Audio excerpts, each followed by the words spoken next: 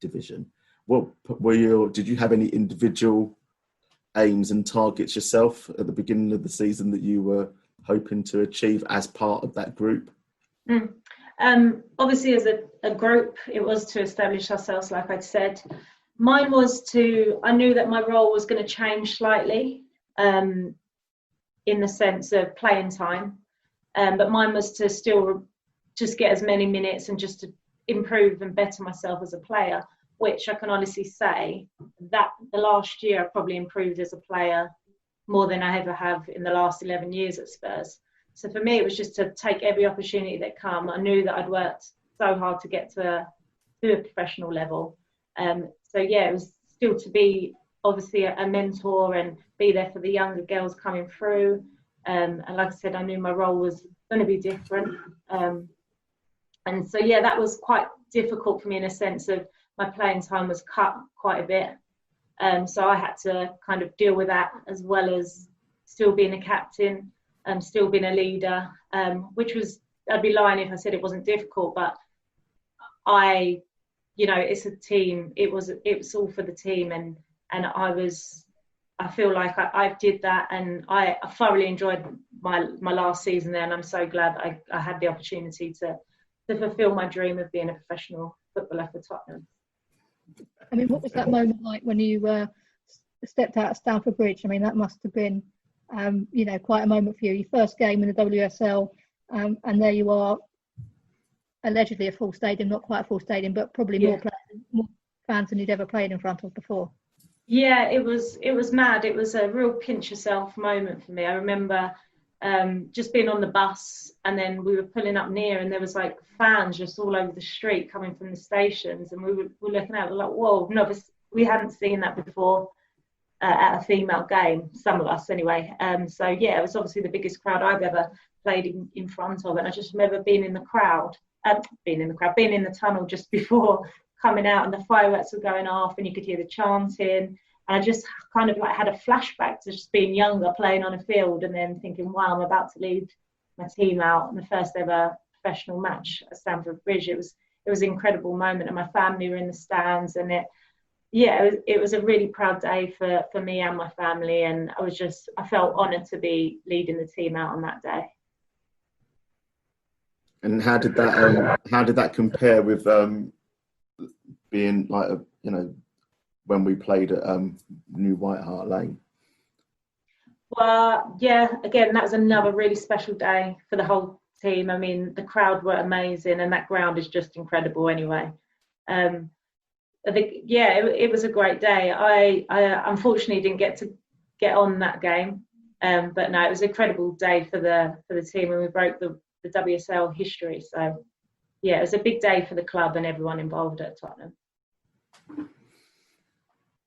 Okay, so obviously, in terms of your personal involvement, that's not there, I guess, now. But are you aware of what the team and the club's objectives are, sort of, going forward strategically? Knowing Spurs as I do, it'll be to reach for the top.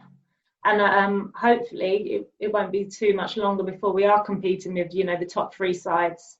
But that takes time, and we have to be realistic. We're a newly professional team, and the Man Cities, the Arsenal and Chelsea have been in that situation for years now, since it was established. So it will take time, but there's no doubt in my mind in a few years that Tottenham will be up there.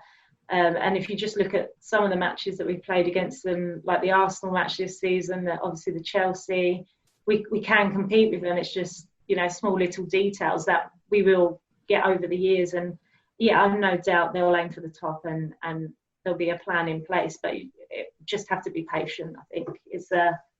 It will be a step-by-step progress. And the quality that they have in that team, the players they've recruited in last season, they've got some great young talent coming through, and I've got no doubt that they'll get to the top. Good. That's what we want to hear. That's what we want to hear. So,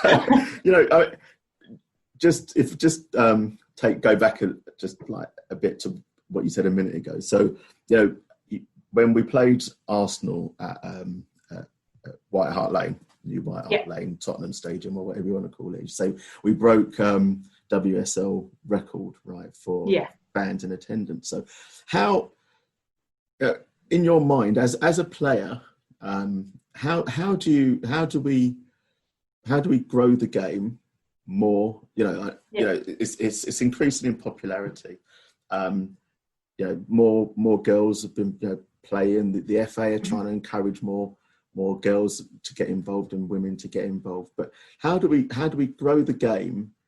To help it catch up with the popularity of the men's game in the public domain. So we know that it's popular, but when I look at social media, I get angry beyond words when I see tweets about they want equal pay, and then they show videos of a player doing something wrong, like men never put a foot wrong in football. But so how do we overcome that? How do we get beyond that and grow the game so that it's widely recognised and respected for the spectacle that it is? I think a few factors. I think one being that putting the games in these venues like the Tottenham Stadium, Stamford Bridge, every time it's happened this season, the attendances have been big. So it shows that people will come if you put it in a stadium. I know Tottenham are playing at the Hive, and it's quite a difficult journey for some fans. It being in London, it might be easier to reach more people.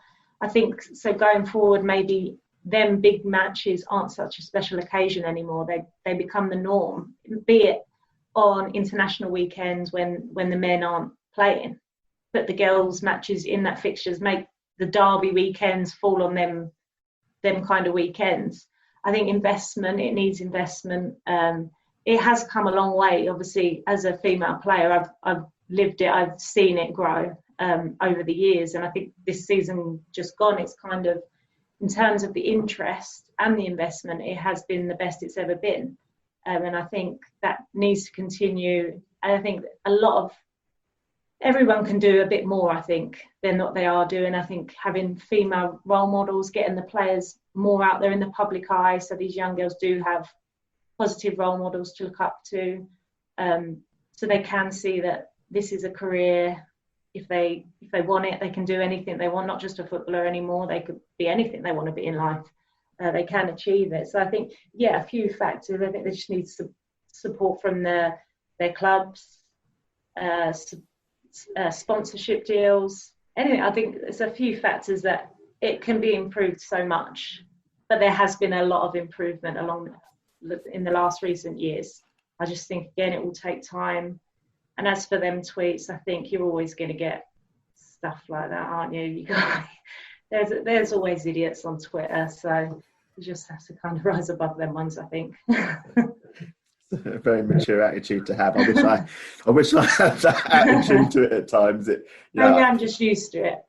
I've risen above them now. yeah, I guess so. I think, as you say, in terms of the sponsorship, I wonder, because that games have been that that you've got women's football shows that are coming up, and there's been I think there was one on BBC in the past, BBC Two or whatever. Yeah. It used to be on a Sunday night after Match of the Day 2 was on, and that'd be so Match of the Day 2 would finish at midnight, and then they'd put the women's football show on at midnight till 1 o'clock, and I'm like, things like that. It doesn't help.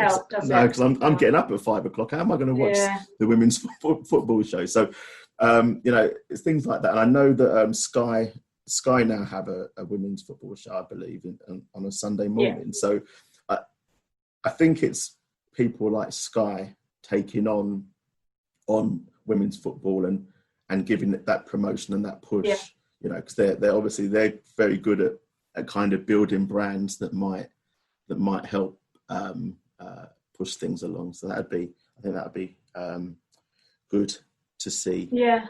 So definitely. Sian? Yeah, I mean, I think I think it's getting the message out in a lot of ways, because people who start watching women's football love it, and the atmosphere at the games is so much different than at the men's game. You haven't got the idiots, for want of a better word, who ruin the men's game for a lot of us. You've got a great family atmosphere, and the women's players are all so accessible. You can go up after the game and get have a chat with them and get things signed, and they all come over and say hi, and the kids love that, and the adults love that, let's face it. So there's so much to love about the women's game. I think there's a bit of a trouble really with what's great about the women's game is also what can be lost if you push it too fast and too far in terms of growing that audience. But I think the club, and I think there's also a difficulty because the clubs need to get behind their women's teams as well. And there's a difficulty with that as well, because then it means if you don't have a Premier League club behind you, you're not going to make it in the same way. So, the London Lionesses, they haven't got a men's club behind them. No. And if all the teams start doing that, then that becomes difficult for them to make it. But I know Chloe Morgan made a few comments when she signed for Palace about Spurs and the support that the women's team gets. But I know as captain, you've been at the forefront really of that integration with the men's and the women's teams. You've been out with Hugo and you've done a few events and things. So I guess you've seen more of how that integration is happening, and it might be slow, but it is coming, and we hope there's going to be a lot more of it. But like you say, like I've seen it, and I've seen the work that's been going on behind it, and I've been at the front of it really. So I see that it is happening, and it's all new. Like it's a new thing for everyone being in the WSL this season. So we trial and error, and we learn from everything that we're doing. But it is there, it's happening, and next season it will improve again more so. So. But just going back to what you were saying about the men's club, I think a prime example of that is Liverpool Women's have now just got relegated from the WSL when the men are winning the Premier League. So I do agree that obviously Liverpool's men obviously need to support their women a bit better, I think. Because the Liverpool women don't use the training facilities as well, the venues. So at least at Spurs you've had, you get to use it sometimes. Yeah, exactly. Yeah, and hopefully that will obviously increase over the season. So. Pre-season looks like it's all taking place. So it's improving already. Yeah.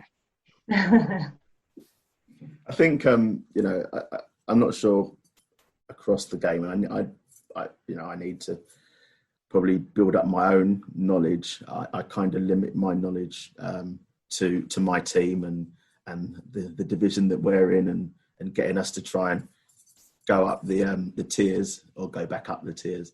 But I think from a male football perspective, to support the women, I think one of the things that I was really pleased with, and I'd like to see other teams do, is what Man City started doing, where they seem to, they look at one team, so they've got this kind of one team brand, where they were doing a thing where they were doing contract signings, and they just announced the contract signing on their main Twitter page. Bang, contract signing. And I only saw it because actually it was probably someone female within female football that was that was retweeting. Because I don't follow Man City, so I wouldn't really see it. But they're announcing a female player signing a contract, but not that.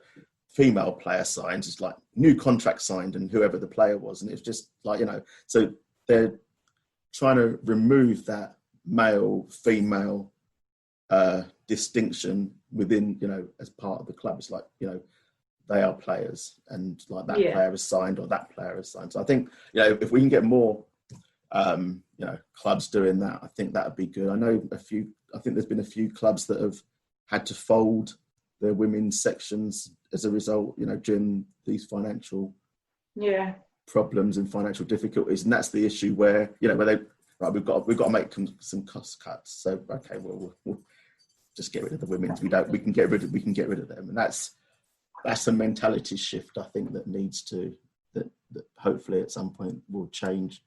They'll look at making other cuts elsewhere. Anyway, enough about that. So. as we said at the beginning, you took the difficult decision, or possibly